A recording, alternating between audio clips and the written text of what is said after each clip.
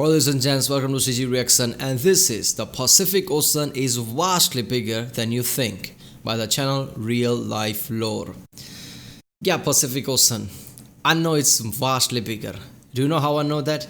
Because whoever made the two-dimensional squared map of the world cut off where the Pacific Ocean is.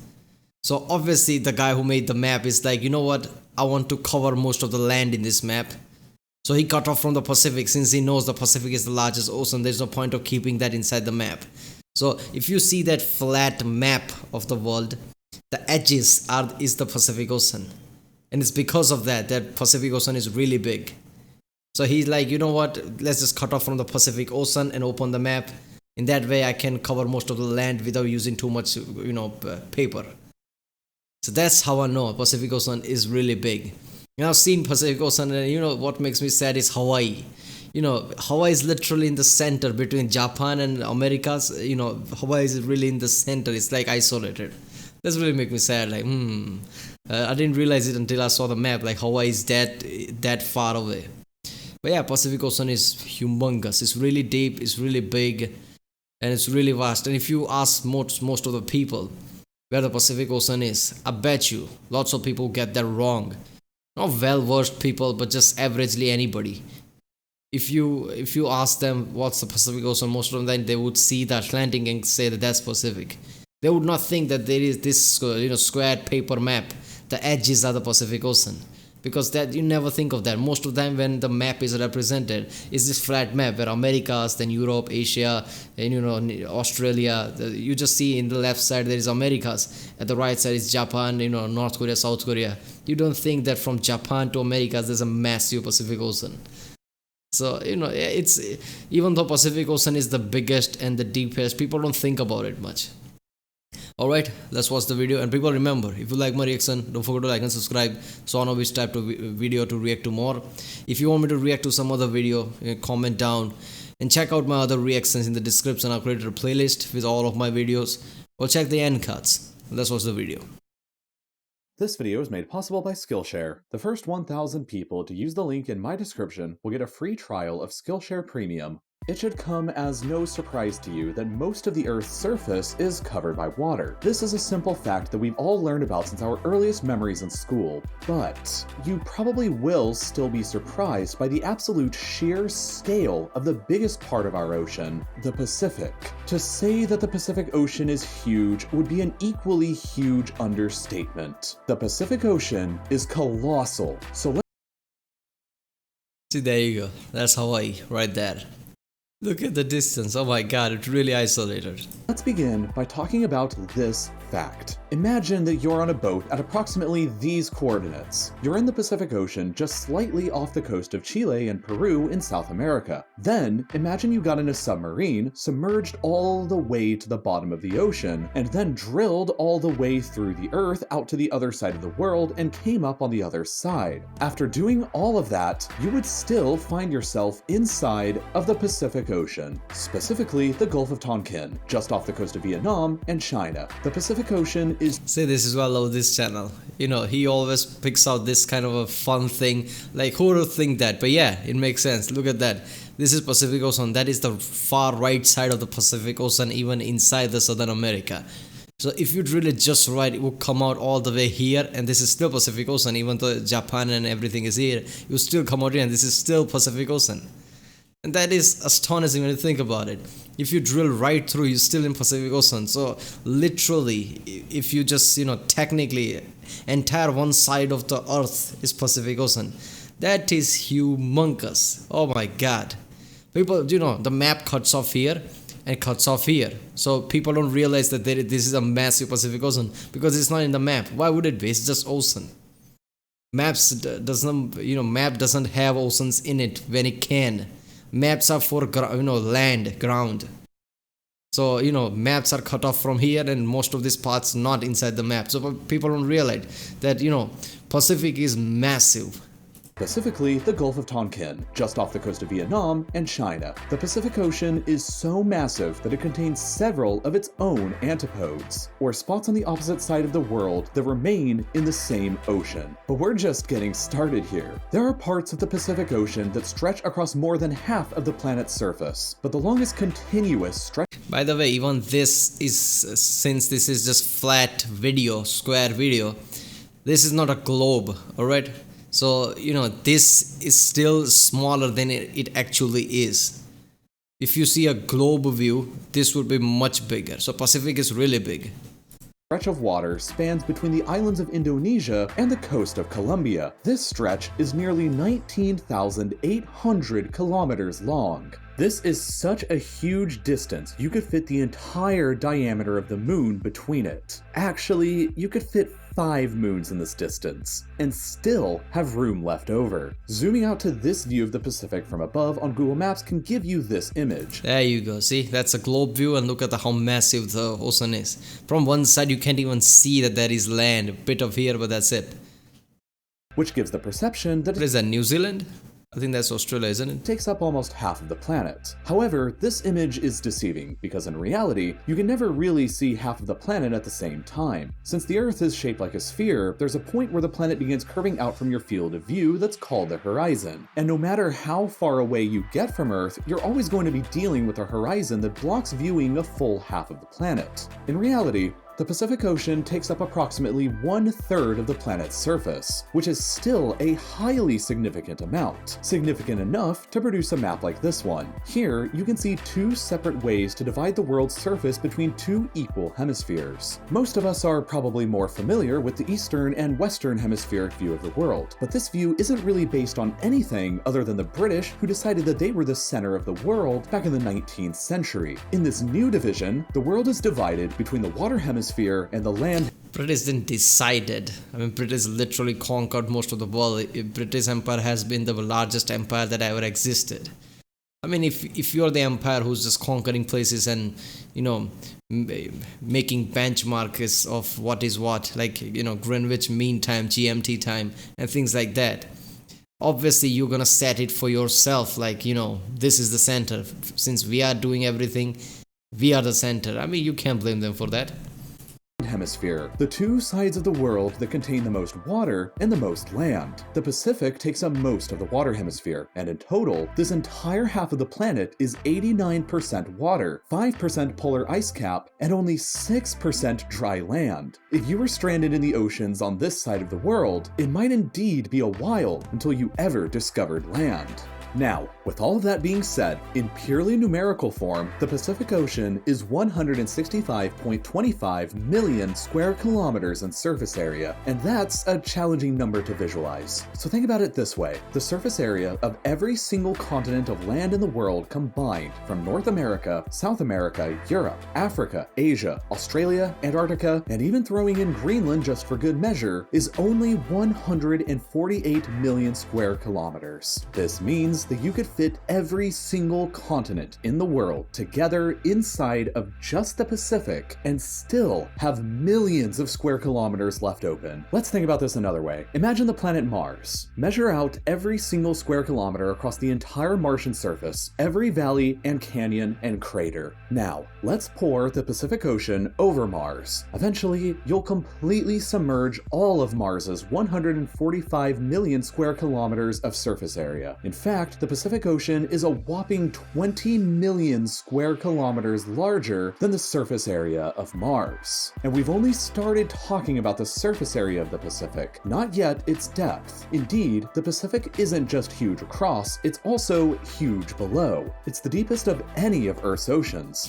Alright, okay, first of all, people most of the surface is the emphasis on surface. Most of the surface on the earth is water, obviously, but it's like earth getting flooded, I guess. It's not much of water when you think about it. If like I've said in the past, if there was a cosmic giant rubbing their hand around the earth, they wouldn't even feel that there is water there. The water would not even cross inside the depth of their fingerprint. Because think about it, Earth is thousands of kilometers in diameter, And deepest part of the ocean is what? 11 kilometers. That's nothing. Someone wouldn't even feel that there is water. Their hands would barely get wet, even if it get wet. So it's like small flooding in your room. If you pour water and some flooding happens, the ocean is like that. I mean, yeah, most of it is water, but for us, for humans, compared to the earth, it's not that much water. So it's just on the surface. It's just like a big puddle flooding a bit. The Challenger Deep in the Marianas Trench is the deepest point in the world that we're aware of so far, plunging nearly 11 kilometers beneath the waves. And other trenches have points that reach very similar depths. The Tonga Trench, Philippine Trench, and the Kuril-Kamchatka Trench all have spots over 10.3 kilometers deep. And the mean depth across the entire Pacific is over 4,000 meters. The average depth in the Pacific is over 2,600 times deeper than the deep end of an average American swimming pool. With all of that size and all that depth, the Pacific alone contains 710 million cubic kilometers worth of water, which is roughly 50% of all the world's oceanic water. All of this puts into perspective how ridiculously bold the ancient Polynesian explorers really were. They sailed out into an unknown and uncharted ocean bigger than all of the world's continents combined, bigger even than an entire planet, just in the hopes of discovering some new islands. And discover they did. The Pacific is home to over 25,000 distinct islands spread out across almost And even not just that, they didn't have technology. Their boats sucked. And riding out into Pacific like that, goddamn, that takes balls. I mean, really, that's stupid when I think about it. I mean, obviously they didn't know how the big ocean is. That's the whole point. They just took out. And there are islands there, but they are not islands so close. I mean, the distance between islands are vast. So they just took this, makeshift wooden boats and just, went with it. That's just ridiculous. The waves, the storms, how did they survive? Incomprehensible distances. But already by the year 1200, the Polynesians had reached virtually all of them from their original starting point back in Taiwan. Some of these islands continue to be absurdly remote and difficult to get to even today, let alone 1,000 years ago. The Pacific Ocean is so vast and so empty that it contains many of the most remote and difficult to get to places in the world. Take Honolulu in Hawaii, for example. People like, today? How is it difficult to get to today? I mean, we have satellites, ballistic missiles and things like that goes extremely fast. That's not the point. The point is physically going there. I mean, plane says finite fuel. I mean, planes can go a place to place with finite fuel. And if your ocean is extremely vast, you cannot make it to some place, especially, first of all, it's not going to have, plane landing. So you cannot land on an unknown island. You can land a 747 there, 737, whatever. So you need something like, choppers or, propeller planes. And they don't have enough fuel. So it's not easy to get to some of the island because there's a massive ocean in between. How are you going to get there? This is ridiculous, man. Even today, there are some islands that people physically can't get to unless they take a boat. And why, people, I don't see people doing that. Taking a boat for months to get to a place you don't know anything about. This is not some 12th century, man. Come on. This is the most remote city with a population over 100,000 people anywhere in the world, because the nearest other city of comparable or greater size is San Francisco, over 3,800 kilometers away, about the same distance as New York City is away from Los Angeles. The Polynesians still found it over 700 years ago. Easter Island is arguably the most remote inhabited island in the world, because it's over 2,000 kilometers away from the nearest other piece of land, and that piece of land happens to be Pitcairn Island, which itself is an absurdly remote, hard-to-get-to island in the middle of nowhere. Besides Pitcairn, Easter Island is over 2,600 kilometers away from the nearest town with over 500 people on the island of Mangareva, and it's over 3,500 kilometers away from the nearest other continent, South America. It's also home to the world's most remote airport, since the nearest other airport is over in the Gambier Islands, 2,600 kilometers away, and the nearest major airport is in Santiago, over 3,700 kilometers away. Comparatively, not even the airport at the South Pole is as remote as the one on Easter Island, since the nearest other airport to there is just over 1,300 kilometers away. Still, the Polynesians may have discovered it over 1,200 years ago in canoes. The Polynesians were master discoverers and explorers who honed their skills over generations of navigators. It takes time and patience to learn how to discover the islands across a planet-sized ocean, but there was only one way to start. Just get in the boat and begin the journey. The beginning is really the same for learning. That is ridiculous though, man. At the time, people didn't have satellites, people didn't know how the globe looks. They just, went in their canoes and just went inside the ocean. That is, the promise feels like real massive adventure. Like, what are we going to find? So obviously there is a, massive promise that people are going to I'm going there. I'm the explorer. But thinking about it right now, it's extremely difficult. I'm thinking lots of people didn't survive, let's just say. Because in canoes, crossing Pacific, come on, man. Any new skill. So if there's a big personal goal or passion project of your own that you'd like to get started on, but you're uncertain about having the skills required to do it, you should go hop in the boat and check out Skillshare next. Want to learn how to start filming your own? Yeah, people, go to skillshare.com/RealLifeLore 12201 and support the channel. Yeah. The Pacific is extremely big. That is why lots of flights don't go through there. Even if there is any flight that goes through there, I don't know detail. That's why I'm saying that. I'm pretty sure no flights go through there because that's really massive. And when a plane goes anywhere, they make sure that along the way there are airports if something goes wrong. So people don't fly over Pacific at all. Even if somebody is going from USA to Japan, it goes through Europe, Asia, and not from Pacific. Pacific is extremely big, especially places like Hawaii. When I saw it, like, goddamn, that's remote. If there's a massive tsunami comes and things like that, it's I don't know if scientifically accurate or not, but when I see that I get scared. Hawaii just there between the continents with massive, what if massive tsunamis comes and flood the place? That's stupid to think about because it doesn't matter where you are. If tsunami comes, you're screwed anyway. You don't have time to evacuate anyway. But being there in remote place between massive continents in massive ocean is scary to me. But yeah, Pacific is really big. And I'm more of a space guy. I like space and astrophysics and astronomy.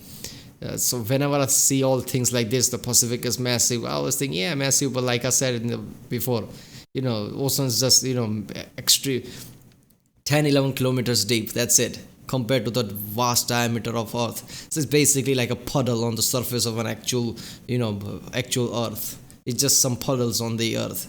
It's not that deep anyway. Compared to some of the exoplanets that are like Earth that we found, it has 120 kilometers deep oceans. Compared to that, we don't have that much of a deep oceans. When I see that, it's basically puddle. But yeah, in the end, for us, obviously humans, 11 kilometers is extremely deep. And obviously, as we know, as soon as we start to get deep, 9 kilometers, 10 kilometers deep, the pressure is so immense that it has some weird creatures down there. So it is kind of, for us, it is really deep. And seeing how Pacific is large. And, in 12th century, people crossed Pacific in canoes. That is astonishing. I didn't know that. Learning that is astonishing. Alright people, if you like my reaction, don't forget to like and subscribe, and I'll see you next time.